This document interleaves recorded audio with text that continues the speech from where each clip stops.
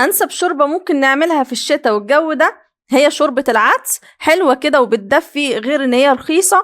هقول لكم بعملها ازاي بطريقة حلوة قوي تخليني مشبعش منها حتى لو هاكلها كل يوم من غير بقى اي اضافات كتير. لايك لو الفيديو عجبكم، ولو انتم مش مشتركين في القناة يا ريت تشتركوا وتفعلوا جرس كل. اول حاجة هنا معايا كوباية من العدس. اعملوا الكمية اللي انتوا عايزينها، بس خلوا بالكم ان هو بيزيد فمش عايزين نكتر قوي. كوباية هغسلها وبعد كده هننزل بيها كده في الحلة او في الحاجة اللي هنستخدمها يعني.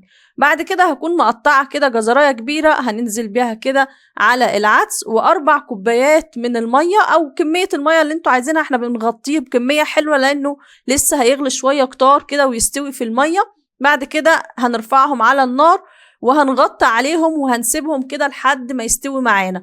طبعا ببص عليه من وقت للتاني وبخلي غطا الحلة كده موارب عشان ما يفرش معايا، ولو حسيت انه محتاج مية ممكن ازود برضو تاني عادي. هو كده خلاص استوى. بصوا شكله عامل ازاي.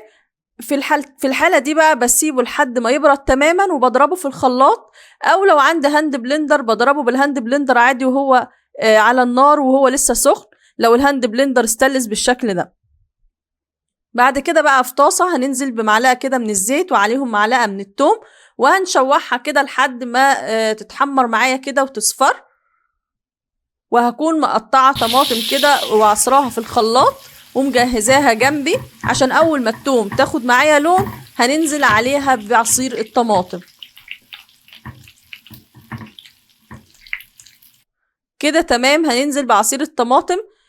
ده كان نص الدورق كده يعني كوبايتين تقريبا. هسيبهم بقى لحد ما يتسبكوا كده على جنب.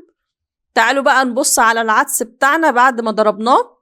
بصوا نعمته وخليته حلو قوي. طبعا اعملوه بالشكل اللي انتوا حابينه. تعالوا بقى ننزل عليه بالتسبيكة بتاعتنا. ما بحبش اضيف اضافات كتير للعدس وبيطلع تحفة وحلو زي العسل. هندي تقليبة بقى وهنسيبهم مع بعض كده على النار. وهنضيف الملح بتاعنا ونظبط الطعم، وعليهم فلفل اسود. ما بضيفش اضافات كتير، انا بحب الفلفل الاسود في اغلب اكلاتي.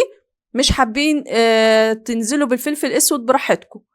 هندي تقليبة وهنسيبهم ياخدوا غلوتين كده على النار، وكده يبقى العدس بتاعنا جاهز ان احنا نقدمه.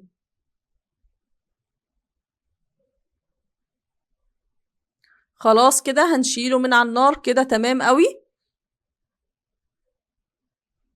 ممكن بقى نحمص العيش معاه، ممكن نقدمه جنب اي حاجة احنا حابينها. هنقدمه بقى في الاطباق بتاعتنا، ممكن جنب بصل اخضر، ممكن جنب مخللات زي ما انتوا حابين.